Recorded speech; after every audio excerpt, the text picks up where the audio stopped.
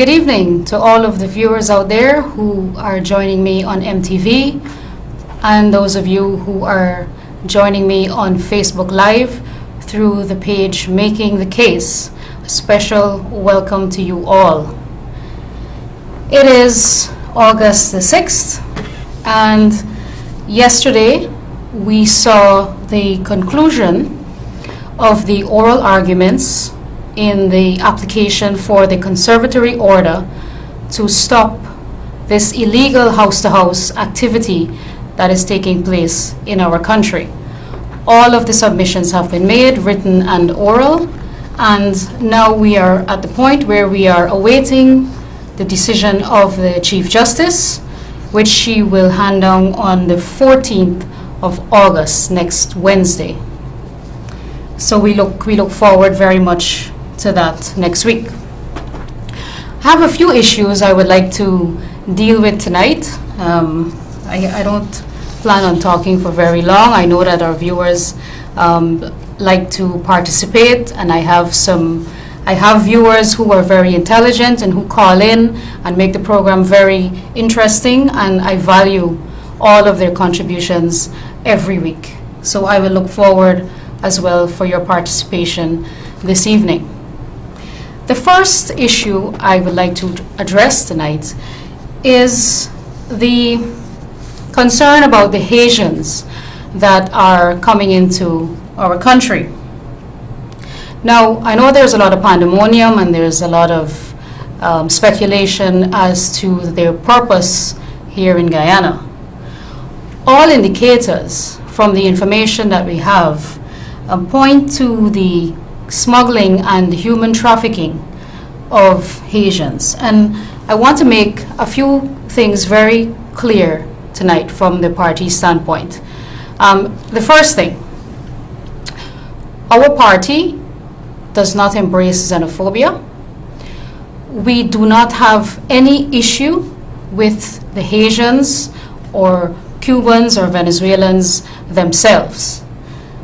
That's one. Secondly, Haitians can visit Guyana. They have freedom of movement like any other CARICOM country. When they get on a plane and they attempt to come to Guyana, they fill out their immigration forms with their names, address in Guyana where they will be staying, the length of stay, etc. This is normal travel arrangement when you're coming into a country, to provide all of this information to immigration once you land here. And we expect them to do that as well.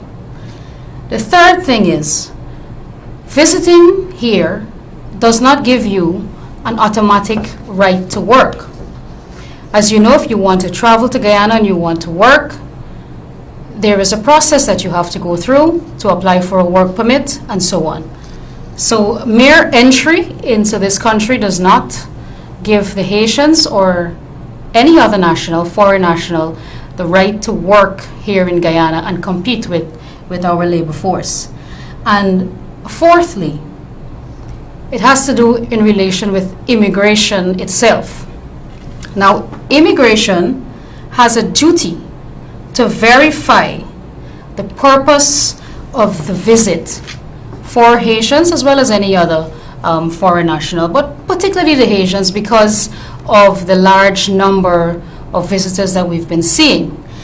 Now, we need to know where they are staying, and we need to know that the purpose of their visit is legitimate. And we need immigration officers who can interrogate these people when they arrive in the same way that we are interrogated. I was interrogated going to Barbados a few years ago. Very much so. So badly that the person who was waiting for me outside had to come in to the immigration and identify himself before I can enter the country. So that is the extent that some countries go to. But we have been seeing our borders collapse in this country, and our immigration is not doing much or anything at all to see that these visitors who are coming, whether their visit here is legitimate or not.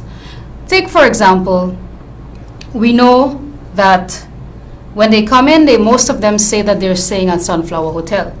Now, Sunflower Hotel, as you know, it's not a hotel with 500 rooms.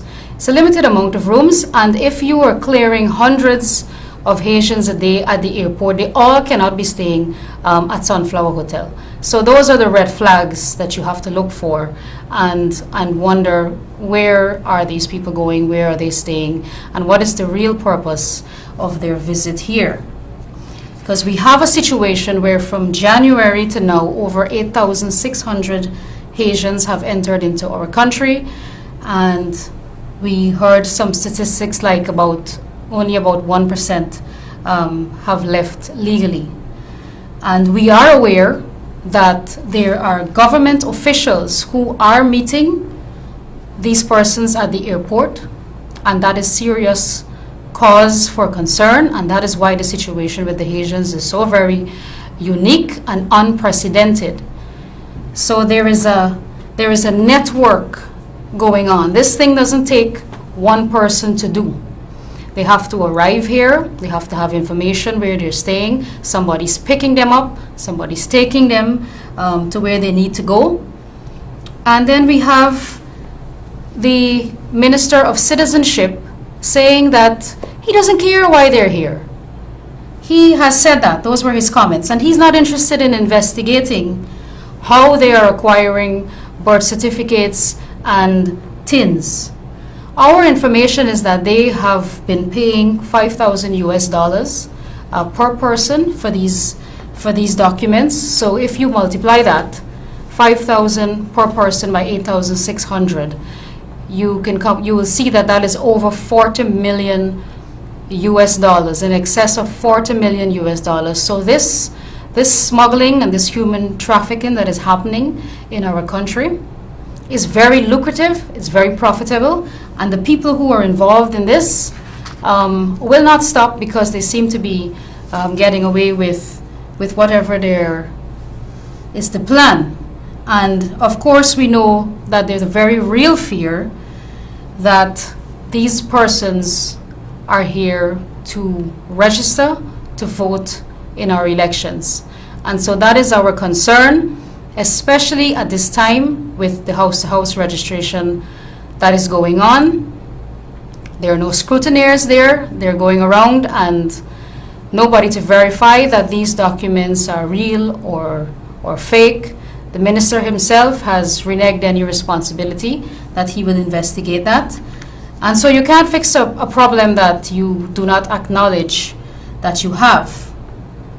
And then what about the implications for Guyanese citizens? When we travel overseas, if word gets out that you can easily pay to acquire documents in Guyana, to acquire a birth certificate, to acquire a passport, how will it look for us, Guyanese, who are traveling overseas? Our documents will be devalued. We will be embarrassed to travel with those documents, because we don't have any security in this country. We cannot rely on our ministers, national security, Minister of Citizenship, and so on, to protect the integrity of our documents and our borders. And so this is a serious cause of concern. Not only that, but also that smuggling and human trafficking is a serious international crime and not something that we should be condoning as a nation. It will not look good for Guyana in the eyes of the rest of the world. And this seems to be of little or no concern to the government, because they themselves continue to embarrass us every day to the world. They embarrassed us around the Caribbean already with going to the CCJ, arguing 34 is the majority of 65. So the embarrassment continues, and there seems to be no end in sight. Then we have, to compound this problem, we have Winston Jordan on record saying that he would hire a Haitian over a Guyanese if he can get his grass cut for cheaper. Can you imagine the President of the United States or a member of the government saying they prefer to hire Mexicans to Americans? That person may have to resign, not may, will have to resign immediately for comments like that. These are the people who are in power, who were elected to office to take care of us, to look after our country, to look after our people. And here is a minister telling us, publicly saying, it's not like he was recorded in secret or anything, publicly saying that he would hire what is an illegal immigrant over a Guyanese because the cost is cheaper. And so we have over 30,000 persons without jobs in Guyana, and if we have to depend on people like Winston Jordan to hire anybody, that number will quickly climb to over 40,000 people that will not have jobs or who can't find work in Guyana. And so we have over 30,000 who have lost their jobs. We have university graduates who can't find work. We have no plan for youth development and empowerment. We have no clear policy on education. We have no policy for the development of women and children. And now a small country like Guyana is having to cope with this situation where people are coming to our country. There's no record of them leaving, and the minister and the government could care less about addressing the issue. Now, as we said, the concern is that they plan to register these persons by giving them illegal documents, and then they're talking about having a credible list. Now, credible according to whose standards? Because I can't imagine persons are here, there's a lot of allegations about persons obtaining documents, fake documents, and then at the same time, simultaneously you have a house-to-house registration going on. That is illegal, that is being challenged in the court. And so you have to ask, credible by whose standards? And so this has brought me to the second issue I would like to talk about tonight, which is the American Chamber of Commerce Forum that I attended last evening, held at the Marriott Hotel.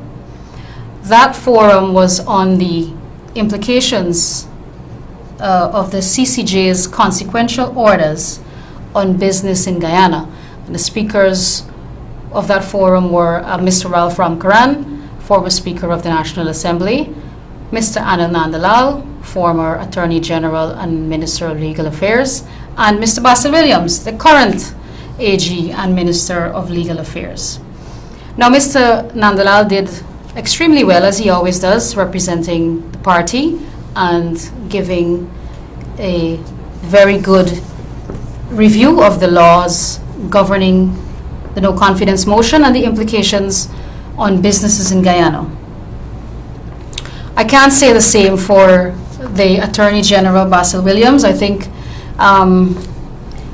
we all left confused. I think we got there with a good understanding of what was taking place in our country and what about the no confidence motion and so on and the consequential orders delivered by the CCJ. But we left, after Basil spoke for over 30 minutes, a whole lot of nonsense. I mean, he abused my mind as I was sitting there listening to him. It took a lot of restraint and a lot of patience to sit there and listen to our Attorney General further embarrass us. I mean, people were heckling him, people were laughing in the audience, and I kept looking around at the diplomatic corps and feeling extremely embarrassed that this is our Attorney General.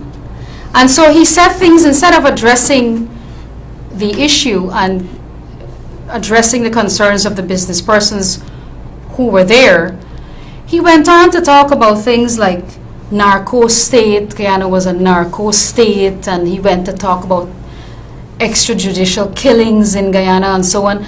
I don't know if he thought he was on a campaign trail.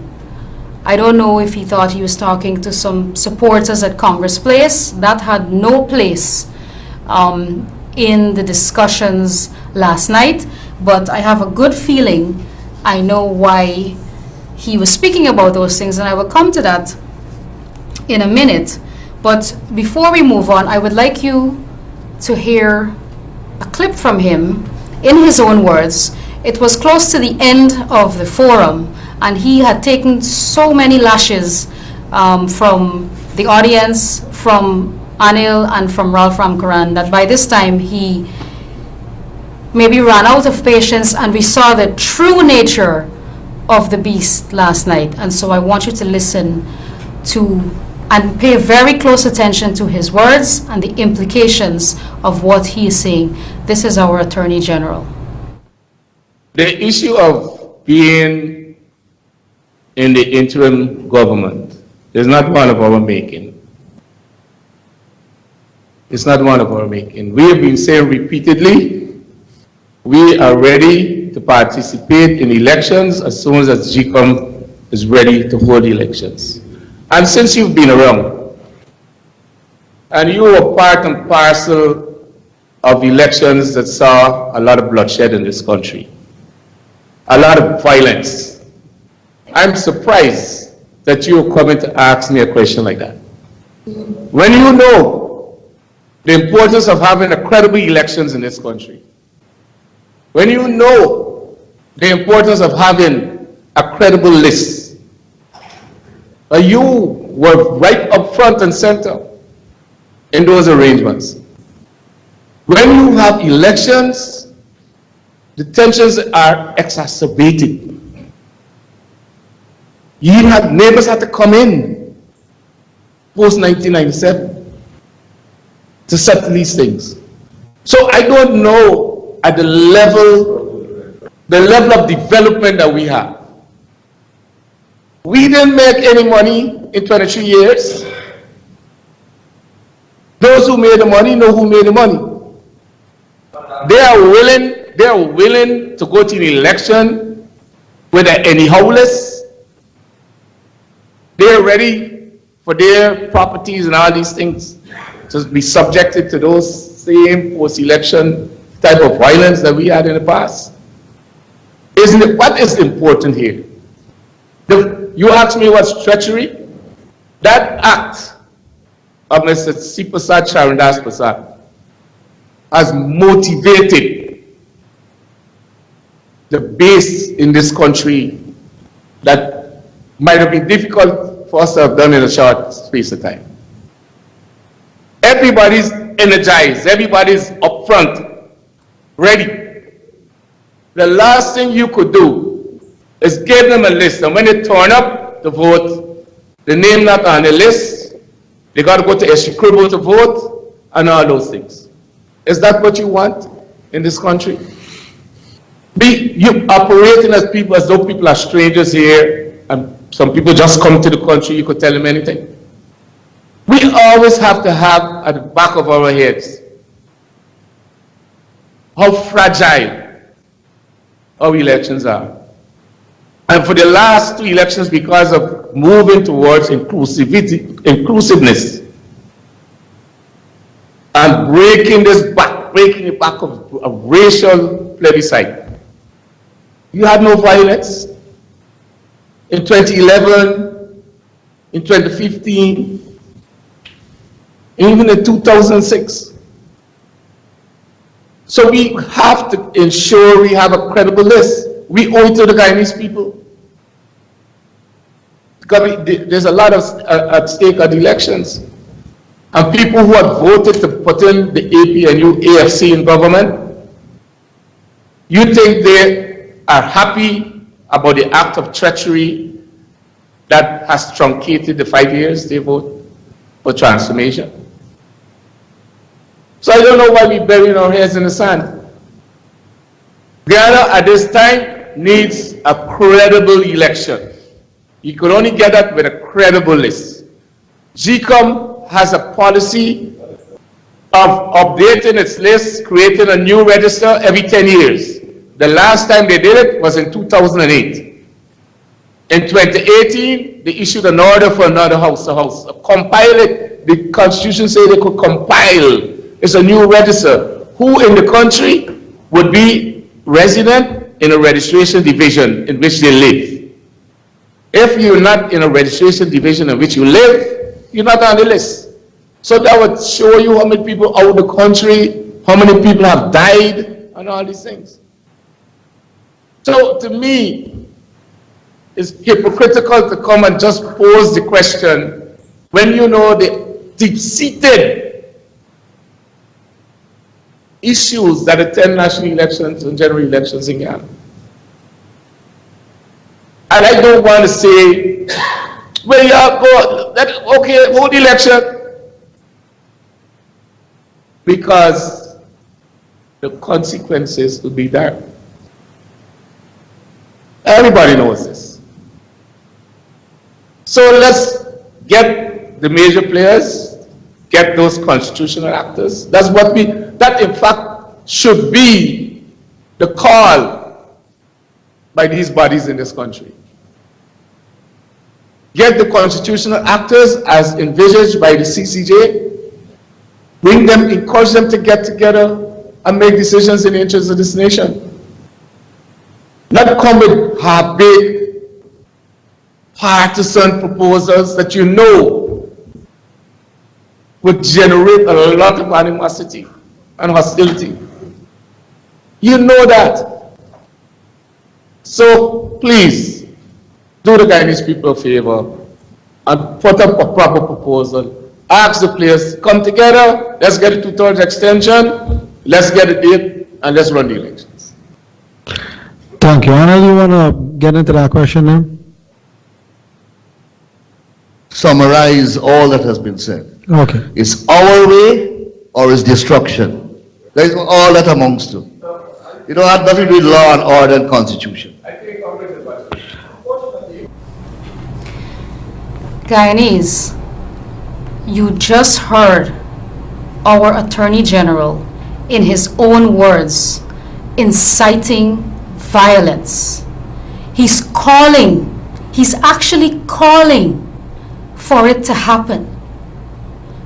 That is targeted speech, irresponsible and targeted at a certain audience. He's speaking to a certain group of people who may want to cause destruction and mayhem in this country. He wants to incite violence by instigating that this list, that unless we have this house-to-house registration that will produce this credible list that he's talking about, unless we have that, the list will not be credible, and therefore these are the consequences that must happen if that house-to-house registration does not take place prior to the election.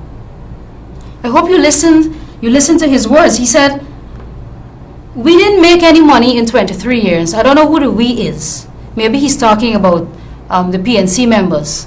He said we didn't make any money in 23 years. So maybe now is their turn. That's why they gave themselves 50% to 100% increase in salary. First thing they did when they went into office, not look after the Guyanese people, but to give themselves salary increases and then claim that the PPP didn't leave any money in the treasury or anywhere else. But they were able to give themselves 50% to 100% increase. But they can't give it to the public servants. They can't give the school children their voucher. They had to put VAT on education. They had to put it on water and light. And all of these things. So they were bankrupt. The country was bankrupt, except to give themselves salary increases. So in other words, he's saying this is our turn. We didn't make money in 23 years, so we're going to make it now. And anyhow list, this current house-to-house activity that is on its way, this is the activity that will produce the anyhow list. Because what you have is GCOM staff going house to house. Maybe there is an APNU scrutineer there with them. There certainly isn't a PPP scrutineer there or a scrutineer from any other or the party, and they're going around the place. Many people have decided that they will boycott this. Many people are away. Many people are away for work, on vacation, and so on. This is the activity that will produce the anyhow list. And that is exactly what the Attorney General wants. That is exactly what the coalition government wants. A list that they themselves have compiled, leaving off PPP supporters and leaving off persons who are overseas, who may be working for 6 months or so on a visa, but have a right to keep their name on the voters list. Then he said, are they willing to have their properties subjected to the same post-election violence like in the past? He is fanning the flames here, folks. That's what he's doing.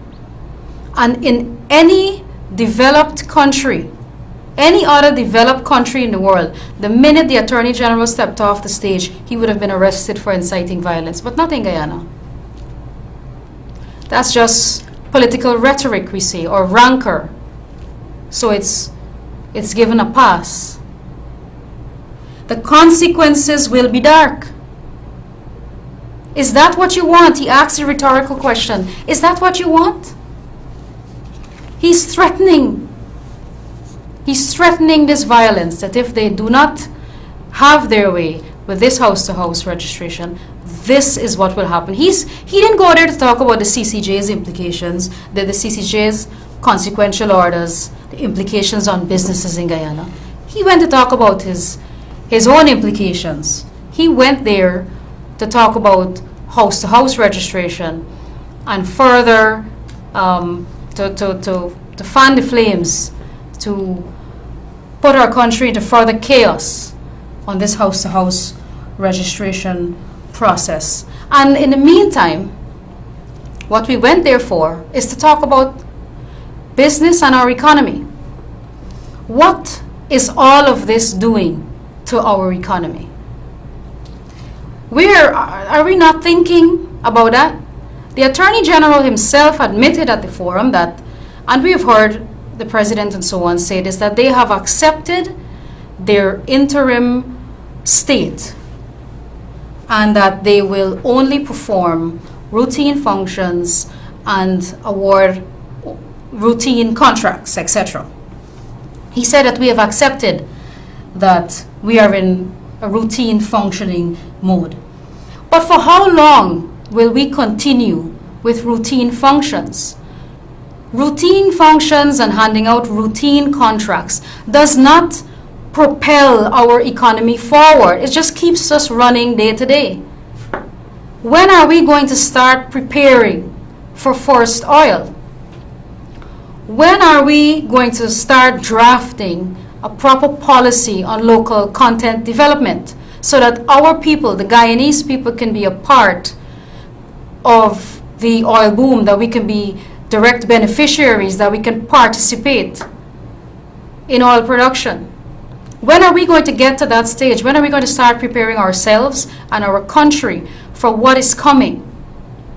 We are busy fighting among ourselves, fighting for free and fair elections and for an election that has been called for by the Constitution. We're 8 months now.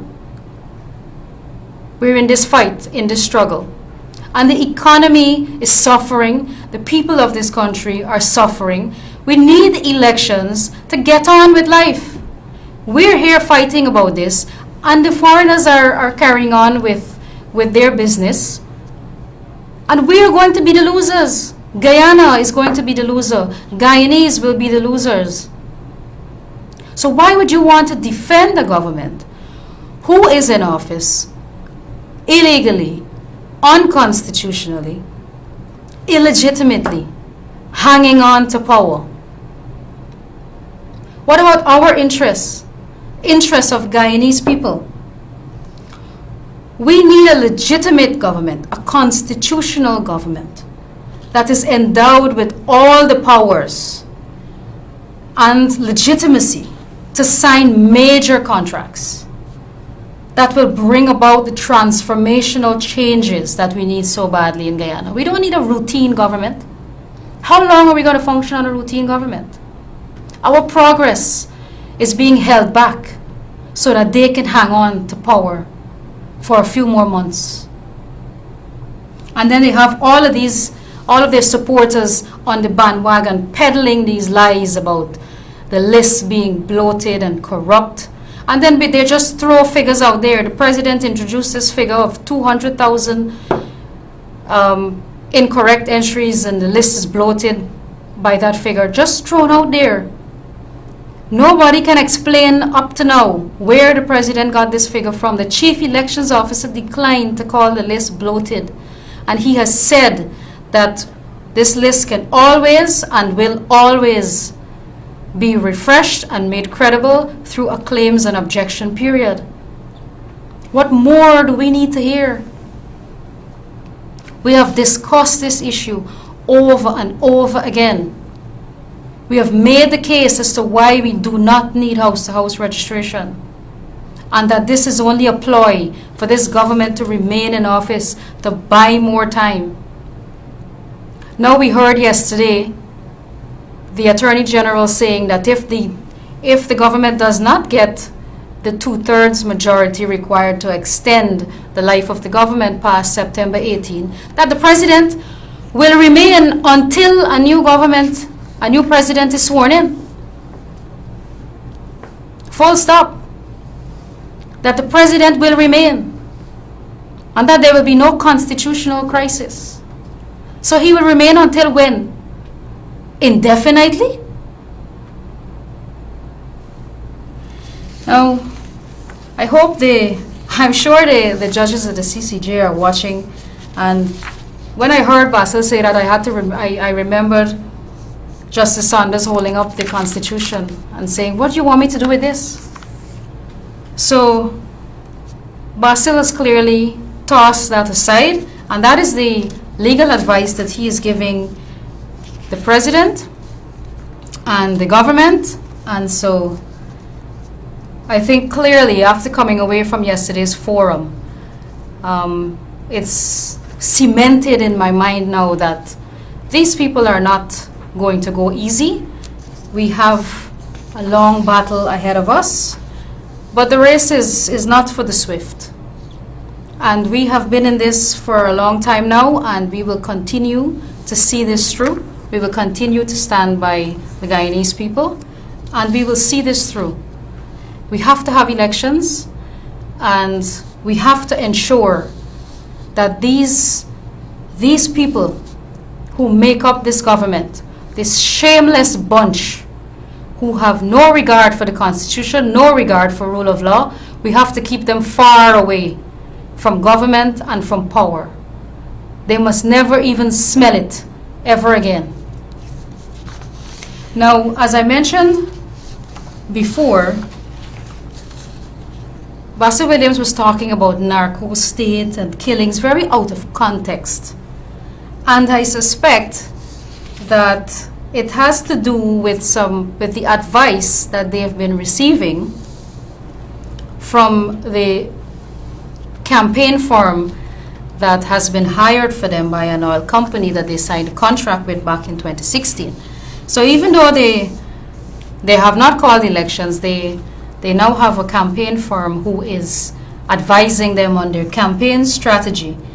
And some of the strategies that were recommended, we received some information as to some of the recommendations, and they're very intriguing. So we have here, I'll share some of the content with you. So we have points for discussion. And under that heading it says, the passage of the no confidence motion on December 21st, 2018 came as a surprise. The coalition therefore has to move at the utmost speed to assuage its supporters, as our research has shown mass disaffection among this group. We interviewed a number of persons who said they voted APNO AFC in 2015, and that they were overwhelmingly majority rated that the government's performance as poor and are likely to stay away at the upcoming polls or vote PPPC as a result. And so they went on to talk about some short-term interventions, such as salary increases to public sector workers, reduction of taxes, which impact significantly on a large section of the population, ministerial reshuffles, place young people in senior positions, increase grants to organizations that are community-based and do grassroots work, host concerts and other activities that attract young people, increase grants to Amerindian communities. And then we have the vulnerabilities. This is the part where they give some advice on how to deal with the perception of the coalition government. So top of the list, President Granger's health and his ability to run a country could be used as a weapon by the PPPC. It is recommended that such attempts be painted as unsympathetic. President Granger's unwillingness to engage the media and his constituents could cause him to be painted as being aloof and out of touch. It is to be noted that the PPPC has a younger candidate in Irfan Ali who is very active in reaching out to his party's base and others. We must appeal to specific groups such as Afro-Guyanese by using effective issues, and this is the one Basil was abusing yesterday, extrajudicial killings, and return to linking the PPP to the narcotics trade. So this is their strategy on how to win the next election. At all times, another one, at all times, candidate David Granger must be seen as distant from non-performance, corruption, and scandals. It is recommended that action be taken against a few culpable officials so that this will assuage any public discontent. The APNU AFC must be portrayed as a government that's comprised of God-fearing individuals who are aligned to the Christian community. This is an important constituency. So to the Christian community, you're just a constituency, and David Granger must appear to be a God-fearing individual. The PPPC must be painted as ungodly and a corrupt group that's desperate to get their hands on Guyana's incoming oil wealth. And the discussion continued. So all of this is part of how to win an election campaign. And so when we hear about the president is a God-fearing man and he's Christian, this is where it's coming from. It's all a strategy on how to win the upcoming elections. I'm going to be preparing to take your calls now, so you can let that come through. And the phone has been going, so I'm going to take the first call. Caller, good evening. Hi, good evening, Susan. How are you doing today? Fine, thank you. Okay, I was just going on when I saw you show the clip on the TV. I was just going to turn off the TV because I preferred it to show something that you could make sense with. After when those guys started. Well, we have to expose them, and yes. so that's why... Secondly, Finance Minister says he will employ the cheaper class foreigners that come into this country. Well, then he don't need the Guyanese people to earn. And they were campaigning say they will make things easier for the Guyanese people, the younger generation. And thirdly, I don't know how Mr. Prime Minister could sit I know him as a no-nonsense man. And I don't know how our Prime Minister could sit and allow all these things to happen in this country. Because I know him, you know, I reached with him and so on, and before he was a minister. But then I know him as a no-nonsense man. I don't know how all these things... Well, he has no voice now, caller. not only the Prime Minister, but Kemraj Ramchatan and the entire AFC.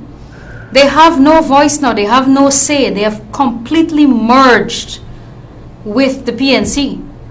And one more thing I want to say, I think you should show the clip when the president swearing, when he's swearing in 2015, and he holds the Bible in his hand, and he says he will respect the laws of this country. Yes. And he will abide with everything that is concerning the law in this country. Hold his Bible in his hand and take that oath. And it's something different now. I don't think that Mr. Granger in his right is, because as a president, you have to follow the rules. And he of the absolutely. If you don't follow it, you can't expect the citizens to follow it. And if somebody advises him, he has to take the advice, but the matter of it, he has to make the decision. Right. Okay, caller. Thank you so much. Thank you for coming through. And so taking advice is one thing, whether the advice is good or bad is another. But reading Article 106.6 and 106.7, the court said it. It is plain language. It needs no interpretation. It needs no gloss over. That's what the court said. It needs no gloss over. So the judges on the Caribbean Court of Justice did not need to tell President David Granger what date he must hold elections. The Constitution said you have 3 months in which to call elections. And so we're all big people, and the court assumed, which they were right to assume, that the political actors in Guyana and the constitutional actors are supposed to act in good faith and with integrity. Except that they misjudged this bunch that is in Guyana. They misjudged the president and the members of the coalition government, because they are the ones who lack integrity. They are a shameless group of people who continue to disregard the rule of law and violate and trample upon our Constitution every day that they remain in office and refuse to call elections. Caller, good evening. Very good night to you, madam. Good night. How are you doing? Fine, thank you. How are yourself? Well, Mr. Nebel, I must congratulate you for your wonderful bit of work you're doing. Thank you. At this stage, I would want to know whether the city council shouldn't collect all the constitution book and the law book and type in the phone, because I don't think it's worthwhile anymore. Yes. Then again, I would want to believe that what we have are pretenders of the Constitution and the law, a set of counterfeit people and a set of hypocrites.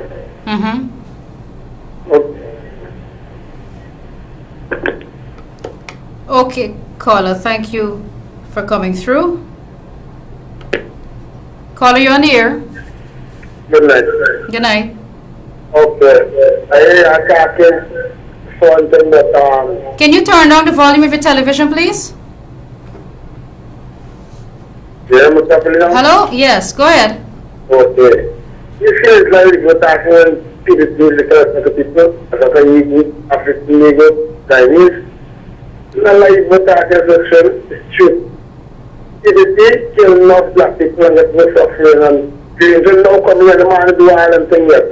So don't kill each other, say don't believe the truth. That's the truth. It's murderers. Why have they haven't charged any? Why are they not? We have been calling for a COI into all of these killings that you're talking about. Why haven't they done so? What are they afraid of? We're not afraid of it. We've been calling for it. You know, I don't understand. I keep telling people when you're gonna call me, let's deal with the facts. Let's deal with the real issues. Don't bring your rancor and your rhetoric to me, something you heard somebody say and you come here with it. Let's reason this thing out. We are intelligent people. Let's reason this out and let's elevate the level of conversation. Caller, good evening. Hi, a pleasant good evening to you. Good evening. You know, I really enjoy your program. To me, you're like the younger version of Gil the Sheriff. Anyway, this is my Thank you. contribution. Uh-huh. I really think, right, that all Guyanese, right, leave out whose political affiliation level. Mm-hmm. This situation in relation to the Haitian influx is a very serious thing. Mm-hmm. It is not something to just think about people leaving from one country to another. Right. This is something very serious. I can tell you that it's something very serious. There is a whole syndicate and network currently in process. Yes. Right?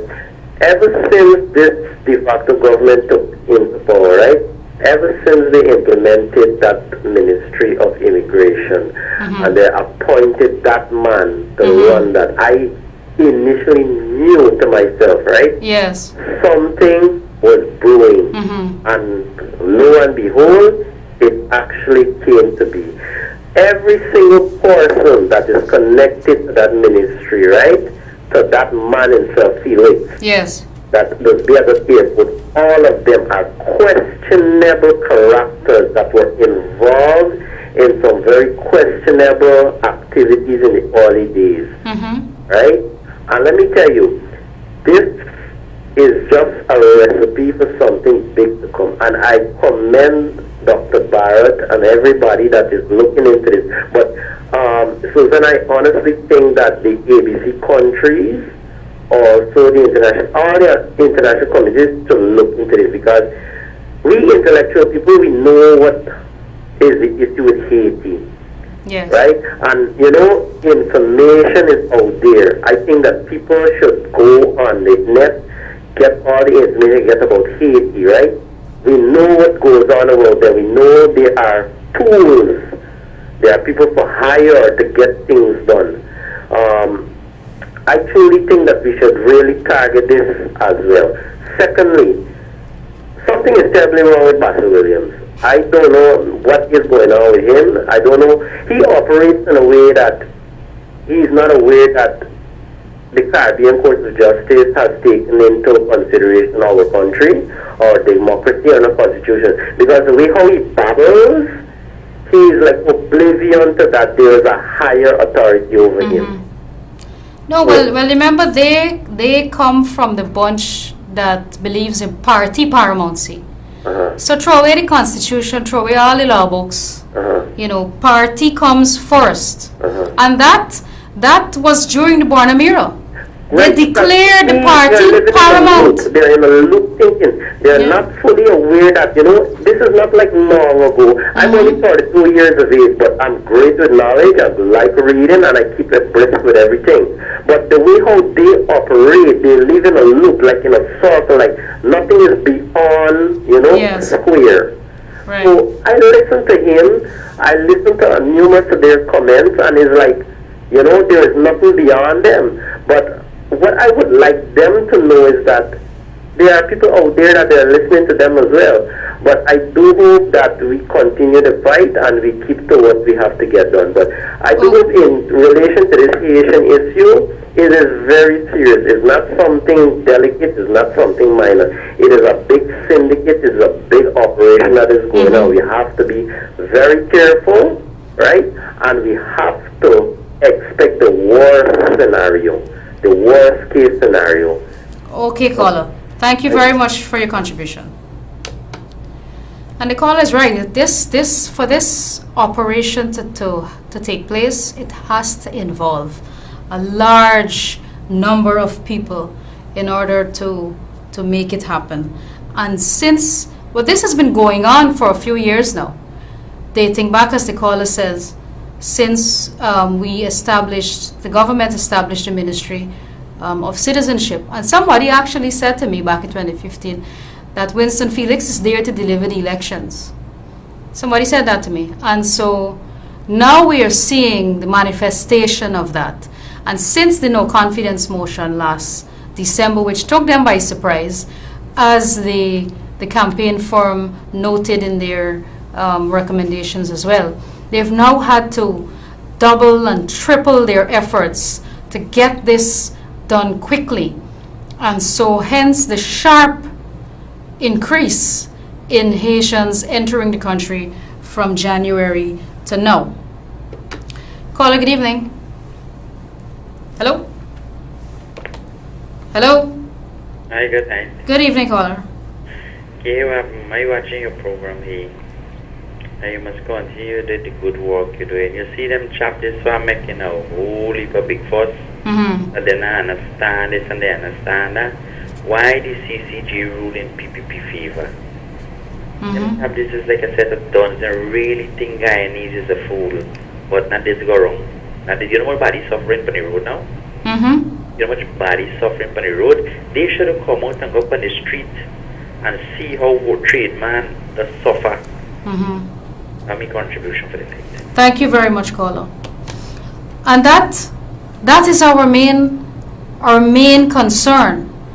That while all of this debate is happening and all of the fight over elections is happening, we still have people with real issues that need addressing. People are punishing, people don't have jobs, people don't know how to provide for their families, and the Guyanese are just being left by the wayside. Nobody's looking after their interests, nobody's looking into their issues. And the money will soon dry up. So I don't know how long this government plans to remain in office, performing routine functions. The president himself has said they cannot pass a budget.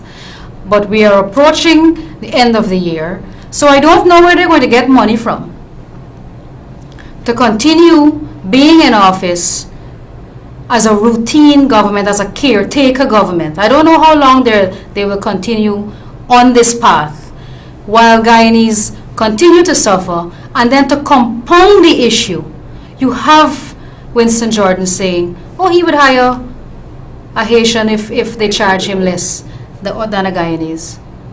A slap in the face of every Guyanese, a slap in the face of every coalition supporter who is now sitting on the street without a job, who's hanging around on the corner without work, because you voted for a government that you thought would empower youths and instead could not even deliver their 100-day promise, much less the rest of their manifesto.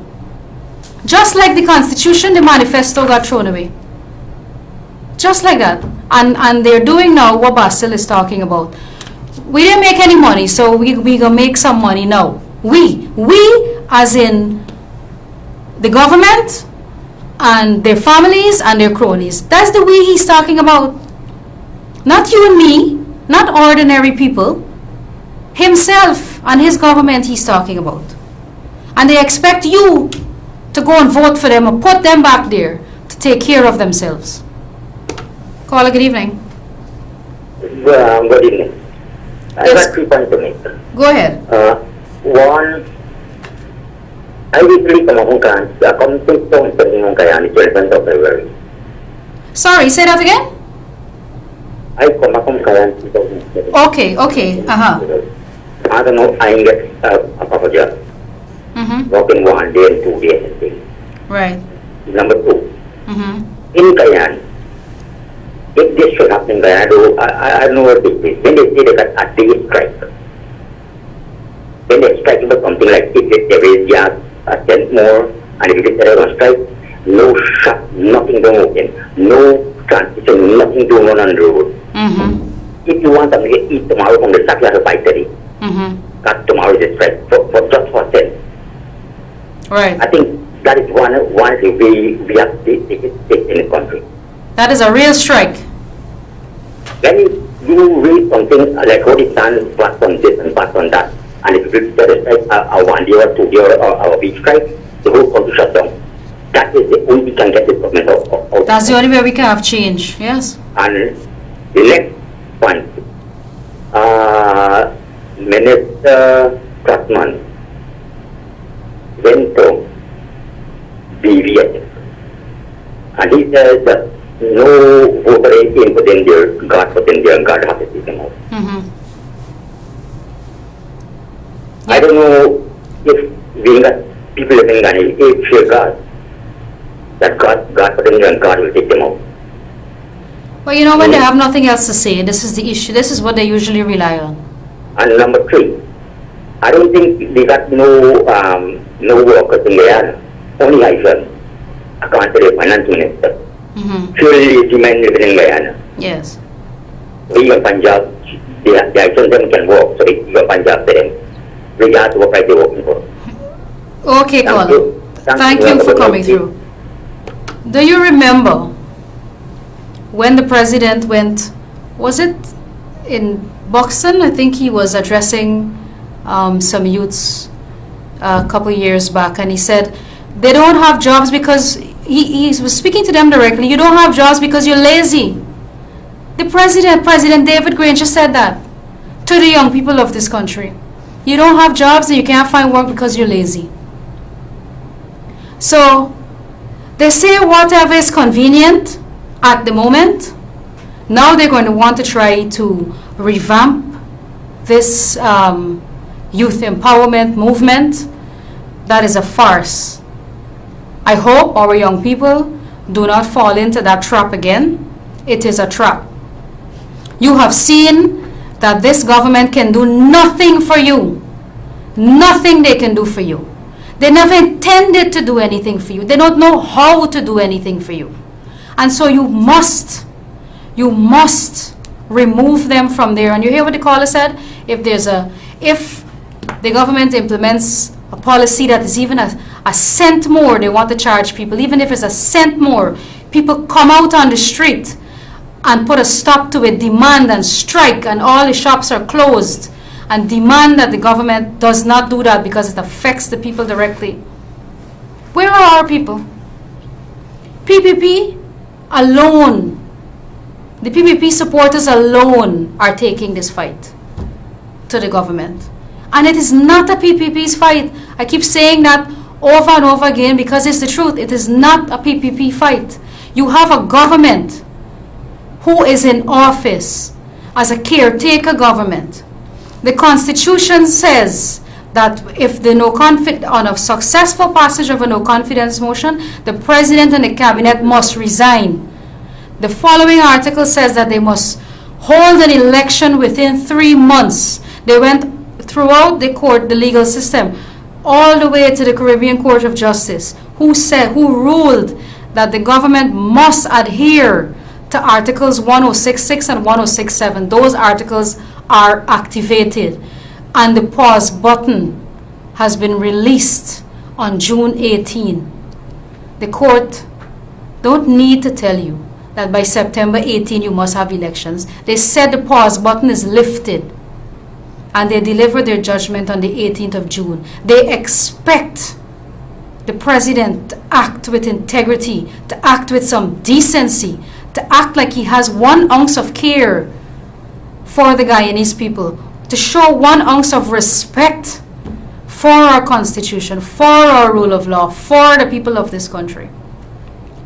Go to the elections and let's get on with it. That is the only way you'll show that you actually care about the Guyanese people. And so we must demand that from our government. It's not a political fight. It is a fight for respect for our constitution, for respect for rule of law, for respect for ourselves. We can't have politicians trampling on us like this. What kind of precedent are you setting?